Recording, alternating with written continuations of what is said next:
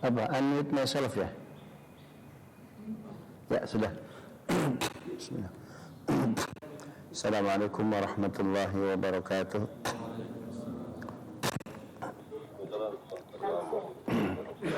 Subhanallah walhamdulillah adada khalqihi wa ridha nafsihi wa zinata arshihi wa midada kalimatihi.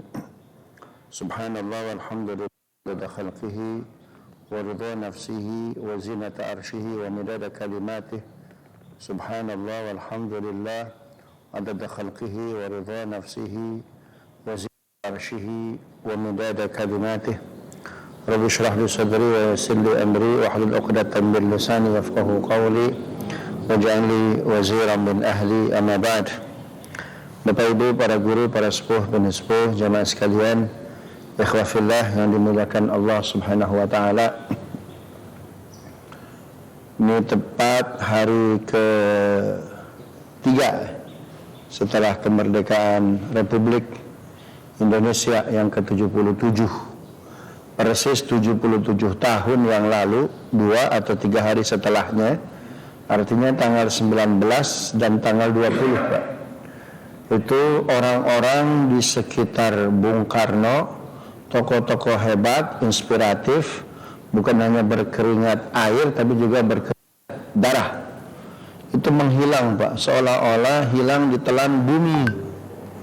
Seperti siapa? Syafruddin Prawijaya, Ki Bagus Hadikusumo, Ji Agus Salim, itu hilang tuh Pak tuh, ya, hilang, tidak ada di Jakarta, ya, tidak ada di Jakarta, hingga Pak Karno kesulitan untuk menyusun siapakah mereka-mereka yang bakal duduk di parlemen, di kabinet, gitu ya.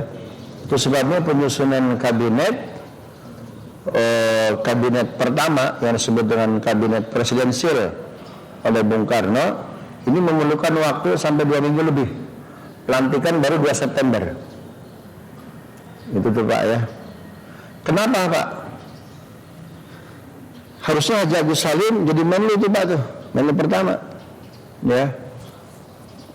Walaupun ya ada juga menteri-menteri yang memang itu mereka berkeringat darah, berjuang ikhlasnya luar biasa, seperti Ki Haji Wahid Hasyim, itu Menteri Agama pertama, Ki Hajar Dewantoro, itu Menteri Pengajaran pertama, Pak.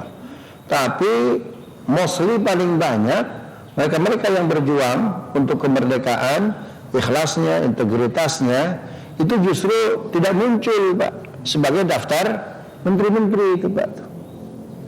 Sehingga susunan kabinet pertama itu dikritik habis oleh Syahrir. Oh, Syahrir itu orang kiri, Pak. Kiri itu pemikirannya doang, tapi akhlaknya, integritasnya kanan. Kalau sekarang kiri habis, Pak. Udah kiri semuanya sealaihim, Pak, kiri itu. Subhanallah. Syahrir walaupun kiri, dia kritik Bung Karno. Bung! Karena kan teman ngaji satu guru itu, Pak. Muridnya siapa? Cokro. Murid Cokro kan terkenal tuh, yang kanan Agus Salim, yang kiri Syahrir, yang tengah-tengah siapa? Bung Karno tuh Pak ya. Bung, kemana orang-orang hebat, orang-orang ikhlas, pejuang, pahlawan? Kok nggak ada? Ya, ada sebagian muncul di kabinet itu, tapi mayoritas saya nggak kenal. Subhanallah. Artinya mereka baru nongol belakangan, Pak. Subhanallah. Apa kata Bung Karno? Aku pun nggak melihat mereka. Dikirim orang ke, kan gitu tuh kata Syahrir itu ke Bung Karno, dimarahin habis, Pak. Bung Karno dimarahin, Pak. Apalagi bung-bung yang lain tuh, Pak. Bung Karno itu dimarahin. Subhanallah. Akhirnya Bung Karno mengutus orangnya untuk bertemu dengan Agus Salim, Ki Bagus Hadikusumo. Pak, harusnya Bapak jadi menteri. Oh, tugasnya sudah selesai. Yang penting Republik merdeka. Urusan menjabat jadi menteri itu bukan urusan. Subhanallah. Begitu tuh Pak, hebatnya para pahlawan kita. Subhanallah. Jadi hilang dari peredaran. Ya. Jangan dibayang bahwa pahlawan itu kelompok mayoritas, minoritas, Pak. Satu yang kita lupakan ketika kita ulang tahun kemerdekaan itu bersyukur, Pak. Syukur itu karakter yang paling sedikit diambil orang. Ya Muhammad, mada turid an takun? Kenapa? Kamu pengen jadi apa? Aku pengen jadi orang bersyukur. Kenapa Muhammad? Karena bersyukur nggak banyak orang ambil. Sabah ayat 23. Wa qalilun min ibadiyah syakur. Sedikit hamba-hambaku, kata Allah, yang apa itu? Yang bersyukur, Pak. Kebanyakan syukurnya apa? Joget.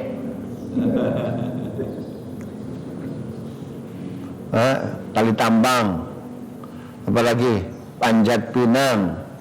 Namanya aja nggak bagus, panjat pinang. Harusnya dipinang, dilamar, dinikah dulu, Pak. Subhanallah. Tuh ya, balap karung kayak gitu aja tuh, Pak, tuh. Tapi mencoba refleksi bagaimana akhlak para pahlawan, ikhlasnya. Itu orang-orang ikhlas di sekitar Bung Karno nggak ada, Pak. Subhanallah. Makanya kabinet pertama itu kabinet paling cepat di reshuffle. 2 November di reshuffle, Pak, baru masuk Haji Agus Salim. Karena dipaksa habis, Pak. Begitu tuh, Pak, pahlawan tuh, Pak.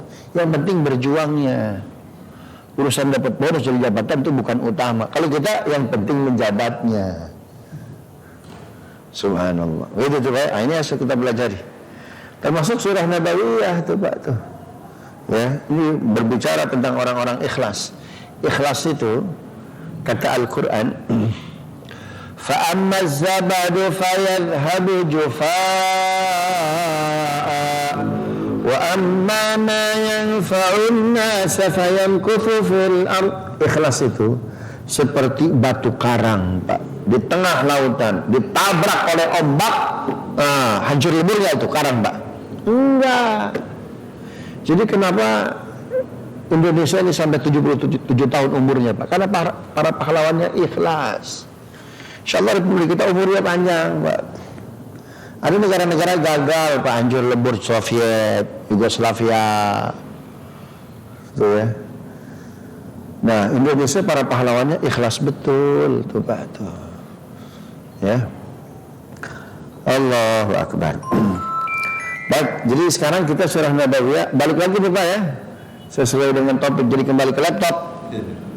Ya, kita jelaskan dulu itu sampai awal kedatangan Nabi di Madinah. Tapi berapa tahun tuh, berapa bulan kita intermezzo itu, Pak, ya. Sampai bahas apa itu? Bahas cucu Nabi, keturunan Nabi Muhammad SAW hingga Hasan, Husain, ya. Keturunan Nabi, Pak, selama dia tidak melakukan dosa besar, selama dia tidak menjual agamanya untuk dunianya, insya Allah ahli surga. Wangi akan berubah seperti wangi Rasulullah. Makanya Hasan Husain disebutnya Pak Raihanah. Baunya itu bau surga. Baunya itu seperti bauku. Bapak kenal Kiai Hasan apa itu Senggong, Hasan Genggong. Pernah dengar nggak?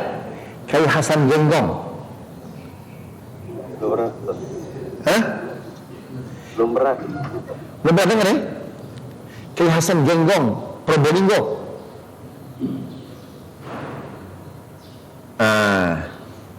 Gak ada yang kenal ya? Kita Mirzani kenal, Pak? Subhanallah. Kiai Hasan Genggong itu dia punya karamah, Pak. Dia bisa membedakan itu antara zuriyah dengan non zuriyah. Ya, dia bisa membedakan antara syarif, syarifah sama yang bukan syarif, syarifah. Ini cerita beliau ya. Nanti kalau Bapak ke Probolinggo, Bapak boleh ziarah, Pak. Ya, ada pesantrennya juga besar. Ini ceritanya ada orang ya mau bertamu ke rumahnya Kiai Hasan Genggong, disebutnya Kiai Hasan Sepuh. Saya kalau ke Jawa Timur selalu menyempatkan ke sana, Pak. Gitu, karena Simtud Durar. Tahu Pak Simtud Durar? Kitab Simtud Durar yang ditulis oleh Habib Ali bin Muhammad Al-Habsyi. Tuh ya. Itu di Indonesia itu nyampainya Di antaranya melalui Ki Hasan Genggong. Ya, lahir tahun 1800-an, wafat 1900 sekian gitu ya. Lalu dia bilang ke orang rumah, tolong itu kamar-kamar dirapihin. Ya, akan ada tamu ke sini. Tolong makanan disiapin, kata Ki Hasan Genggong nih Pak ya. Terus tamunya datang. Ya, tamunya datang. Yang datang cuma seorang. Lalu dikasih makan apa? Kata Ki Hasan Genggong, "Lah ini kok tamu yang satu lagi itu nggak diajak?" "Jangan Kiai, itu cuma supir." Apa Pak? Itu cuma supir saya. Supir saya udah saya kasih makan, udah ada uang makan. Karena lagi istirahat di mobil. Jangan. Suruh makan di sini. Biarin Kiai, biar. Mungkin lagi tidur. Oh, di mana dia? Di mobil. Ada Ki Hasan Genggong ke mobil tuh Pak. Ya. Ke mobil. Bener lagi tidur Pak supirnya. Ketok-ketok. "Beb, bangun Beb." "Beb, bangun Beb." Kaget dia. Pelongok. Kiai panggil siapa? Panggil Anda. Bangun Beb, bangun. Makan. Katanya. "Kok Kiai Habib?" "Ya enggak Habib." Subhanallah. "Bapak Anda Utsman, Bapak Anda Abu Bakar, Abdullah, Husain, ya, Al-Attas." Udah. Subhanallah. Terus dibawa supirnya. "Kiai, biarin aja, gak enak Kiai, itu biar itu udah saya kasih makan, udah saya kasih uang itu, uang jajan. Biar supir saya di sana takut ngerepotin Kiai." "Nggak apa-apa, ini Habib ini, keturunan Rasulullah." Kaget tuh Pak. Siapa? Bosnya kaget. Termasuk dia juga kaget. Karena ini orang pertama yang manggil dia nih Pak, Habib. Memang yang kayak gitu bukan untuk disombongkan tuh Pak. Biarkan dia, biar langit yang tahu Pak. Bumi nggak perlu tahu Pak. Tapi insya Allah yang namanya duren Pak, itu walaupun ditaruh rapat kemana-mana dia wanginya Pak.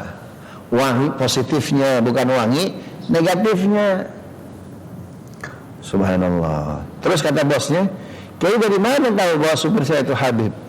"Baunya bau Rasulullah." Ya, baunya bau Rasulullah tuh Pak. Makanya Hasan disebutnya apa? Raihana. Ya.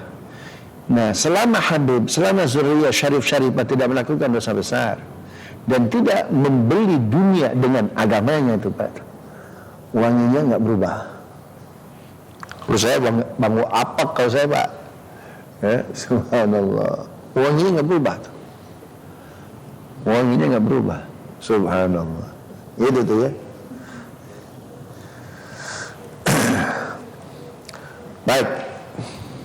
Jadi udah dapatlah sekelumit ya cerita tentang putra-putri Nabi, keturunan Nabi. Nah, sekarang kita kembali lagi ke kurikulum pertama kita, yaitu secara sistematika sirah nabawiyah kita bahas. Nabi SAW tiba di mana? Di Yathrib. Nabi SAW itu sebelum hijrah ke Madinah itu Nabi mimpi dulu, ya, mimpi dulu. Annallaha ra'ani bustanan fiha tumur. Jadi sebelum Rasul hijrah ke Madinah itu Nabi SAW dimimpikan oleh Allah, ya, tempat yang akan dia kunjungi itu kebun yang banyak apanya itu? Kurmanya. Maka menjadi sunnatullah begitu Pak. Setiap akan ada perubahan, khususnya kebaikan, itu biasanya dikasih dulu kompasnya Pak. Kompasnya itu berupa apa tuh Pak?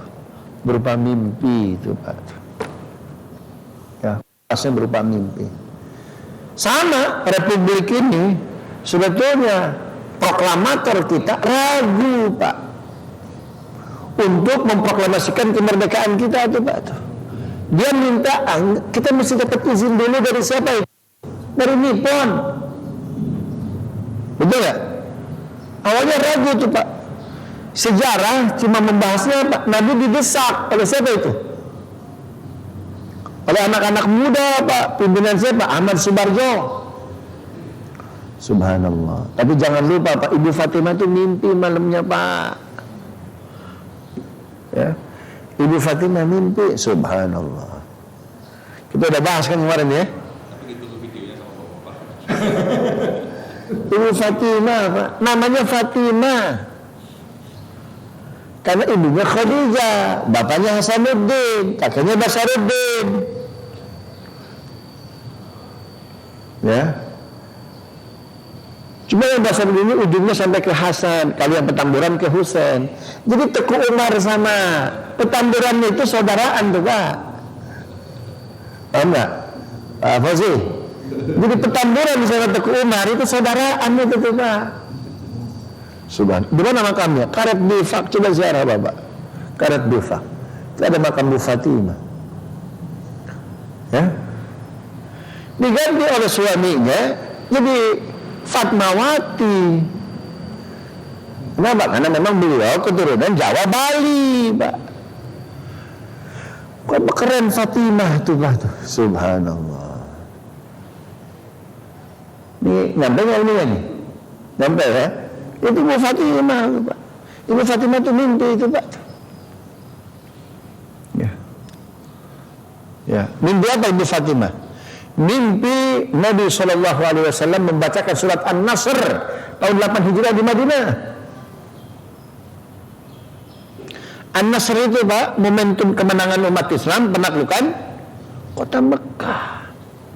Dalam Al-Quran ada 2 surat itu berbicara kemerdekaan dan artinya kemerdekaan, Al-Fath sama An-Nasr. Makanya Jakarta disebutnya Pak Jayakarta, itu dari bahasa Arab terjemahan Fathan Mubina. Ya, kemenangan yang nyata, jaya. Ya, Fathu Al-Fathu itu jaya, kartanya apa itu Pak? Mubina, nyata. Jayakarta. Subhanallah.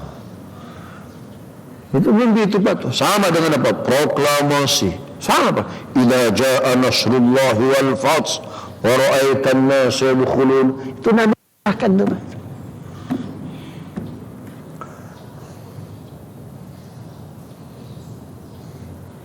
Subhanallah. Ya, itu Ibu Fatimah mimpi itu Pak. Ada nggak di PSBB ini Pak? Ada nggak di PSBB? Nggak ada di PSBB. Jadi sunatullahnya begitu Pak. Hal-hal besar itu biasanya Allah Subhanahu Wa Taala memberikan isyarat melalui apa itu? Mimpi. Apa kata Nabi Shallallahu Alaihi Wasallam?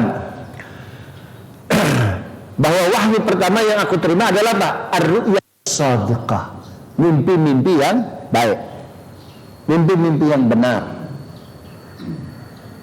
Allah ini mau ngangkat kita atau mau menjatuhkan kita Pak. Lihat Pak isyarat dari Allahnya. Apa kata Nabi? La yabqa minan nubuwwati illa al-mubasysyirat. Tidak ada yang tersisa dari kenabian. Maksudnya apa? Kenabian sudah selesai. Illa al-mubasysyirat. Tapi masih ada item-item kenabian. Apa itu? Mimpi-mimpi yang baik. Makanya muncullah istilahnya apa Pak? Salat istikharah. Nah nanti jawabannya ada melalui mimpi.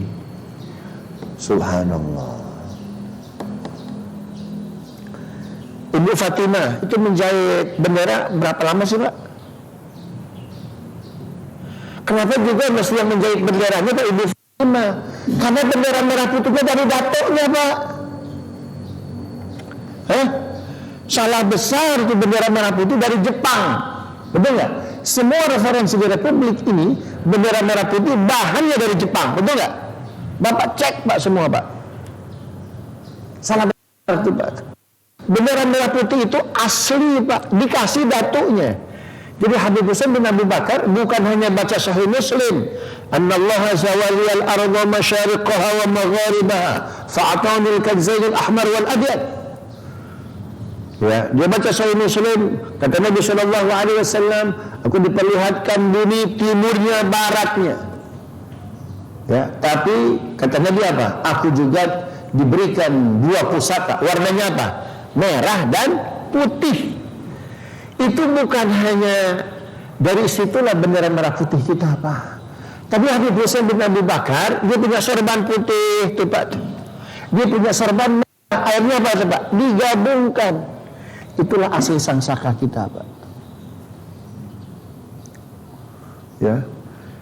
Karena itu Pak Bung Hatta, ya, Haji Agus Salim, Ki Bagus Hadi Kusumo, Syafruddin Pramugara, terus para ulama di sekitar, Pak, itu kalau megang bendera merah putih, Pak, bergetar. Paham nggak, Pak?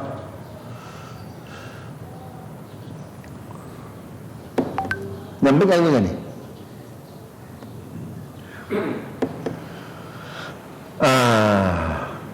Jadi bahan itu turun temurun, Pak. Paham nggak? Bahan itu turun temurun. Wallahu a'lam, sampailah bahan tersebut di Jakarta. Katanya yang memegang bahan itu Habib Ali Kuitang. Ya, Habib Ali Kuitang itu, Pak. Dia udah tahu nih Bung Karno nikah sama siapa nih? Sama Bu Fatmawati. Kemudian dia tahu bahwasannya Ibu Fatimah ini adalah Syarifah, tuh Pak. Dikasihkan bahan itu tuh Pak, ketika udah nikah dengan Bung Karno, dijahit tuh Pak. Berapa lama menjahit bendera itu, Pak? 2 tahun. Ibu Fatimah itu hafizah Quran, Pak. Setiap 5 kali dia khatam Quran. Pertanyaan saya, itu bendera merah putih dipakai 2 tahun kemudian, ya, 5 hari khatam Quran. Berarti selama 2 tahun berapa kali dia khatam Quran?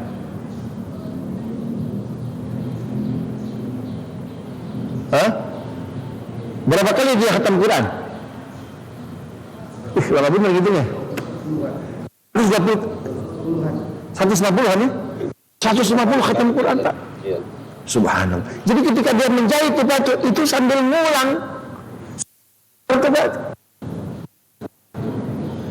Ya. Jadi itu sebabnya Bung Hatta itu kalau ke rumah Bung Karno, ya, itu selalu minta melihat apa itu? Sangsaka. Memang ibu ngulang-ngulang yang dilupakan kita itu hafizah.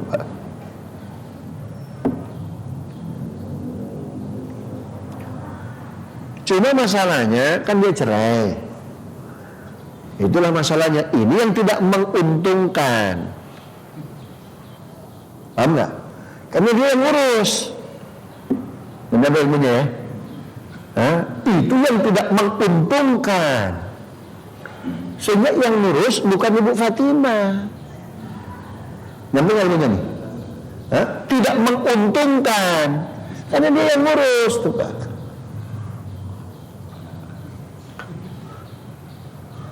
Kalau nggak baca sejarah repot nih. Ya. Ini sebagian paham, sebagian nggak paham nih, semuter-muter nih ya. Subhanallah. Jadi walaupun bendera kita warnanya 2, merah putih, itu ruhnya kuat luar biasa itu Pak. Termasuk yang memperkuat, meyakinkan Bung Karno proklamasi, Pak, Ibu Fatimah mimpi. Kan ini nggak pernah dikupas tuh Pak tuh. Ya, mimpi datuknya lah membacakan surat An-Nasr ketika penaklukan kota Mekah. Luar biasa. Subhanallah. Ini pelan-pelan nih Pak, pelan-pelan kita keluarinnya satu-satu nih ya. Subhanallah. Seperti halnya Nabi Pak mau ke Madinah, mau ke Yasrib, bahwasannya Madinah itu kenapa juga mesti ke Madinah kan gitu? Kenapa nggak ke Taif? Atau kenapa nggak lanjut ke mana, ke Habasyah kan gitu? Atau ke Mesir sekalian? Seperti hanya Ibrahim hijrah kan begitu? Ke Mesir. Atau nggak ke Indonesia sekalian? Hijrahnya Pak, tapi kemana? Ke Madinah. Sudah ada pendahuluan namanya apa? Ar-ru'yatus shadiqah. Mimpi yang baik. Orang baik begitu Pak. Subhanallah. Paham gak? Dibacakan tuh, diingatkan. Tadi malam aku mimpi ini. Ibrahim menyembelih Ismail. Modalnya apa tuh Pak? Wahyu mimpi itu Pak. Yakin tuh Pak. Maka Ibu Fatimah yakin tuh Pak. Wajar oleh Allah dilantik sebagai first lady Pak. Istrinya Bung Karno satu-satunya. Ketika Republik ini apa Pak? Merdeka. Kan begitu. Utari kan nggak dapat, udah dicerai. Inggit Garnasi nggak dapat, udah dicerai itu Pak.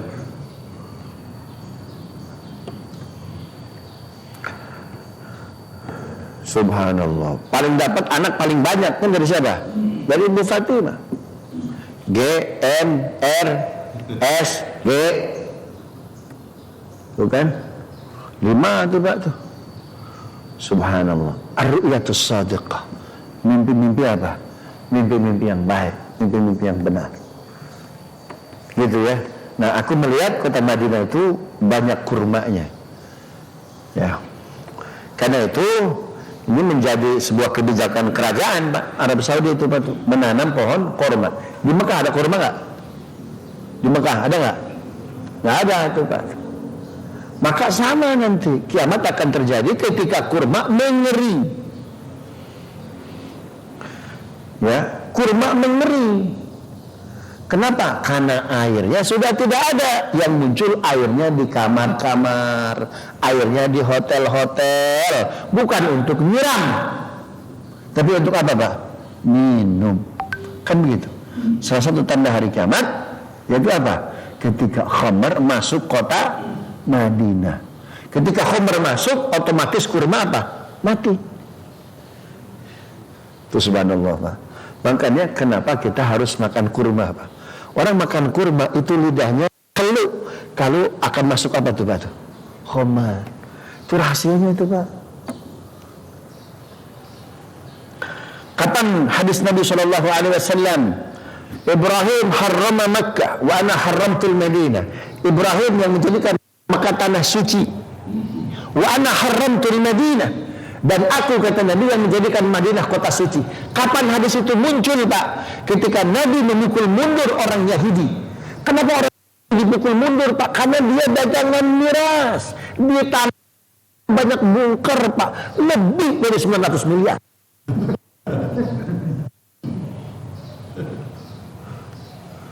Subhanallah. Jadi Yahudi itu diusir bukan karena Yahudinya Pak. Tapi satu, dia sering melanggar janji. Yang kedua, itu dia pokok miras Pak. Udah mau dijual, nggak dikasih-kasih itu Pak tuh. Udah paham tuh Pak tuh. Subhanallah. Nah, munculnya hadis tentang munafik tuh Pak. Hadis tentang munafik. Idza haddatsa kadzdzaba. Ya, ketika bicara dusta. Wa ada apa? Ketika janji dia khianat. Wa idza tumina khana, ketika diamanahi dia khianat. Terus itu muncul Pak, ketika banyak pemuda-pemuda kaum muslimin itu ikut minum Pak dengan pemuda-pemuda Yahudi di kota Madinah. Maka ketika itulah Pak mereka janji. Jadilah perang tuh Pak tuh.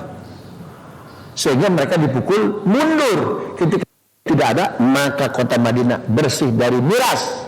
Disitulah muncul hadis Nabi, Ibrahim menjadikan Mekah kota suci, aku yang menjadikan Madinah kota suci. Maksud suci itu di situ apa Pak? Tanpa miras. Nah, kira-kira Indonesia Jakarta kota suci bukan? Itu satu paket tuh Pak. Kurma akan tumbuh ketika tidak ada miras. Ya, ketika miras masuk otomatis kurma apa Pak? Mati. Kenapa kita puasa mesti pakai kurma Pak? Karena insya Allah mulut Bapak aman tuh Pak. Selama kurmanya asli, ajwa dan lain sebagainya tuh Pak, insya Allah miras gak akan masuk Pak. Kalau masuk muntah tuh Pak. Yang haram masuk muntah, apalagi khamar.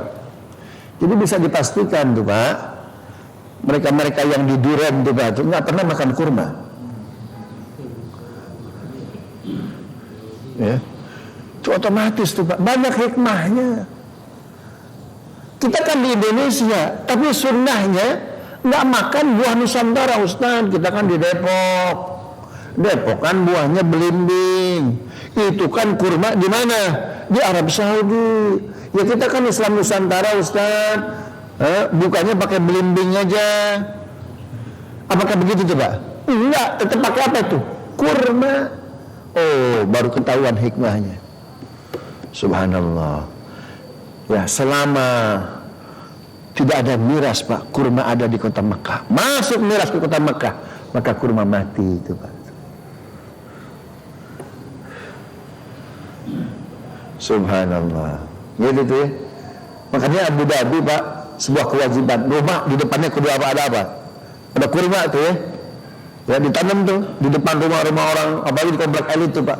Satu rumah satu pohon kurma. Ya kan gitu kan? Subhanallah. Satu rumah satu pohon kurma, satu rumah satu pohon kurma. Kenapa? Mungkin memperlambat hari kiamat tuh, Pak. Wallahu a'lam. Subhanallah. Gitu tuh ya. Selain memang kurma itu Bapak Ibu, jadi ketika disebut Madinah muncul yang pertama apa Pak? Pohon kurma. Ya, ketika disebut Madinah muncul apa? Kebaikan orang-orang Ansor. Itu kurma Pak, luar biasa. Apa kata Nabi Muhammad SAW? Man tasabbaha bisab'i tamaratin ajwa lam yamna'hu as-sihru was-sa'am. Barang siapa makan 7 butir kurma ajwa setiap pagi, nggak akan kena sihir, nggak akan kena racun. Seperti artis apa orang yang mati itu karena kopi apa namanya? Jessica kan diracun tuh Pak ya. Coba makan kurma ajwa dulu sebelumnya Pak. Wallahu a'lam. Mungkin cerita berubah tuh. Subhanallah. Saya kalau kemana-mana insya Allah Pak, itu saya bawa kurma ajwa. Bagi sering diundang makan, diundang minum. Kejadian Lebaran kemarin. Subhanallah. Diundang makan kita bukber tuh. Kaget kok meja kita bareng satu nih. Nggak perlu saya sebut siapa ngundang di daerah mana itu Pak ya. Subhanallah. Kok yang meja saya nggak ada kurmanya Pak. Airnya juga kok putihnya putih gitu. Saya bilang kawan-kawan jangan buka di sini. Terus kita bukanya gimana Ustadz? Keluarin ludah, masukin lagi saya bilang.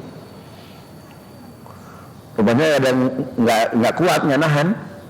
Apa yang terjadi Pak? Allahu Akbar. Selesai saya tausiah, makan minum tuh. Kalau saya enggak apa tuh, saya bawa kurma ajwa. Ya, di dalamnya saya cuma bawa satu aja. Ya, apa yang terjadi? Selesai acara, selesai sholat maghrib, kita pulang ke rumah masing-masing. Belum sampai rumah saya telepon, Ustaz sehat Ustaz, ya, sehat saya. Kenapa? Emangnya kenapa? Enggak Ustaz, teman-teman Ustaz yang satu meja semuanya masuk kencana Ustaz. RCM. Kenapa? Keracunan. Subhanallah. Ada yang sebulan, ada yang 15 hari, ada yang sembuh, ada yang lewat juga Pak. Ya, ada yang lewat juga. Dibiasakan tuh Pak. Subhanallah. Jadi makna aku bermimpi melihat kota yang kebunnya banyak diisi pohon kurma, berarti ada sesuatu Pak dalam kurma itu Pak. Itu bukan sekedar hadis literal, itu ada pesan kuat dari Nabi. Kita kalau bisa hidup itu seperti kurma Pak. Kurma itu dia ditanam nggak bisa hidup kecuali apa? Ditindih itu bahasa Sunda. Apa itu? Ditimpah gitu. Ditimpah pakai apa itu? Pakai batu besar Pak. Bapak nanam kurma kayak nanam semangka nggak bakal jadi Pak. Taruh kurma gitu kan, saya itu tutup pakai tanah nggak bakal jadi Pak. Caranya bagaimana tuh? Pakai tanah, tutupin tanah, ditimpa pakai apa? Batu itu Pak. Subhanallah. Merasa tertindas dia Pak, maka muncul dia tuh Pak. Subhanallah. Muslim pun harus begitu. Dia kuat dalam kondisi berat sekalipun Pak, ditekan dia, ditimpa dia. Tapi karena makanannya kurma Pak, kuat dia. Maka kata Nabi apa? Al-mu'minul qawi, itu hadis Pak. Mukmin yang kuat lebih Allah cintai. Itu Nabi nunjuknya tangannya kemana Pak? Ke pohon kurma. Subhanallah. Itu ada pesan yang luar biasa. Bahkan Madinah ini Pak, Dajjal aja mati juga. Subhanallah. Kan begitu kan? Sampai Nabi Isa makamnya di mana? Di Madinah. Dan Nabi Isa berhasil membunuh siapa, Pak? Membunuh Dajjal. Subhanallah. Dan Dajjal nggak bisa masuk kota mana? Kota Madinah. Kota kuat berarti itu, Pak, tuh. Oh, ada hikmah betul, Pak, pada hadis itu. Makanya kenapa disuruh apa itu? Hijrahnya ke Madinah. Kita nggak makan sehari, nggak makan 2 hari, mampu nggak? 3 hari, mampu nggak? Masih mampu, selama masih ada pasokan apa? Air. Di Madinah ada danau nggak, Pak? Ada laut nggak? Artinya Madinah itu kota gersang betul, Pak. Mekah masih dekat ke Jeddah, Madinah jauh, Pak. Kota yang nggak ada airnya, hidup Nabi para sahabat. Subhanallah. Makanya jadi muslim jangan memulai itu, Pak, tuh. Gitu tuh ya. Dari Nabi lah, Pak, berperang para sahabat tahu. Kalau kita musuh Belanda penjajah, Pak, kalah walaupun alutsista kita luar biasa sederhana, tapi bisa menang, wajar. Kenapa? Belanda nggak bisa perang di hutan. Kita bisa bersembunyi ke hutan. Lalu Timur Tengah, Pak, di mana hutan? Terus bagaimana tuh, Pak, agar mereka bisa bersembunyi, Pak? Bikin apa itu? Bikin parit, bikin gorong, Pak. Itu yang bikin Israel kesulitan kan melawan Hamas, Pak. Kenapa? Karena bikin gorong-gorong. Subhanallah. Tiba-tiba, Pak, Saddam Mossad keambil dari bawah itu. Dan bikinnya cepat betul. Kenapa? Karena dia nggak punya hutan, Pak, Sahara dia. Terus bersembunyinya gimana? Itu bersembunyinya dibikin gorong-gorong. Subhanallah. Begitu tuh ya. Nah, Nabi kita Muhammad sallallahu alaihi wasallam sampai di Madinah bulan Safar. Sebetulnya bukan bulan apa nih? Sebetulnya bukan bulan Muharram. Terus hadis Nabi mendapati orang-orang Yahudi sedang berpuasa. Kalian puasa apa ini? Ya, oh kami sedang puasa apa nih? Puasa besar, hari di mana Allah menyelamatkan Musa dari kejaran Fir'aun. Itu bulan apa itu? Muharram, 10 Muharram. Katanya Nabi bulan Safar. Muharramnya tahun berapa? Tahun berikutnya, paham nggak? Karena tibanya Nabi bulan apa itu? Safar. Persisnya tanggal 12, Pak. Safrun, apa itu Safrun, Pak? Safar itu, mohon maaf, bulan Safar itu syita atau saif, Pak? Ya, saif itu musim panas, syita itu musim dingin. Pada masa Nabi, Safar itu syita atau saif, musim dingin, winter atau summer, musim dingin atau musim panas? Safar atau saif, Pak? Hah? Musim panas. Ya, Safrun, musim panas tuh, Pak. Ya. Terus bagaimana itu Nabi dan para sahabat sampai siang hari, Pak, dijemput, ya, kemudian dilantunkan lagu, ya, orang-orang Ansor berbaris, Pak, berkilo-kilo. Dari mana barisnya? Bapak tahu? Dari Kuba sampai Masjid Nabawi. Jauh tuh, Pak. Ya, itu dari Kuba tuh, Pak, tuh. Penjemputan Tala'al badru alaina min faniyatil wada. Dari situ tuh, Pak. Ternyata Nabi istirahat dulu di Kuba, Pak. Balik ke situ, Pak. Yang dari mana? Yang dari Masjid Nabawi di sana tuh ya. Yang tinggal di Masjid Gomama, di Masjid Sayyidina Ali kalau sekarang nih ya. Itu semua lari ke mana tuh? Lari ke Masjid Kuba. Jadi bisa dibayangkan kalau itu pelak-tumplek tuh, Pak. Tanggal 12 Safar.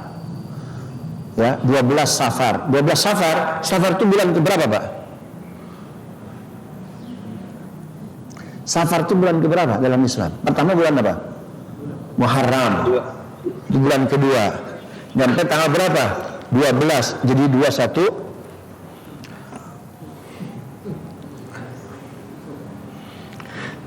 Subhanallah. Itu kalau baca sejarah itu aja tuh, Pak, tuh ya. Safar kan bulan 2. Nabi tiba di sana tanggal berapa? 12. Jadi berapa itu tuh? Subhanallah. Subhanallah.